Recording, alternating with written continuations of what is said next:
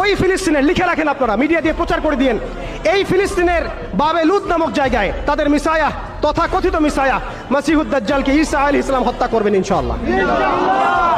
পৃথিবীর কোন শক্তি, কোন ন্যাটো, কোন ইউনাইটেড নেশনস, কোন ইউরোপিয়ান ইউনিয়ন, কোন IMF, কোন ওয়ার্ল্ড ব্যাংক, কোন সাম্রাজ্যবাদী শক্তি এই ভবিষ্যৎবাণীকে ঠেকাতে পারবেন ইনশাআল্লাহ। আপনি ওদেরকে চেষ্টা করতে দেন।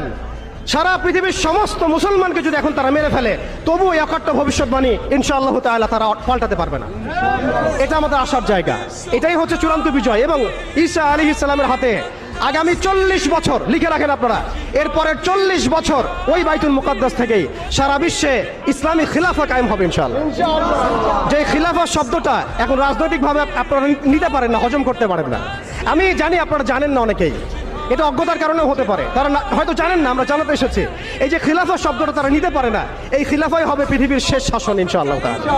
এই খিলাফা দিয়ে বিশ্ব শুরু হয়েছিল, এই খিলাফা দিয়েই বিশ্ব শেষ হবে। ঈসা আলাইহিস সালাম 40 বছর ওই জেরুজালেম থেকেই এই বিশ্বকে শাসন করবেন ইনশাআল্লাহ তাআলা। এটা লেখা হয়ে গেছে কুদিয়াল আমর, এটা কেউ চেঞ্জ করতে পারবে না।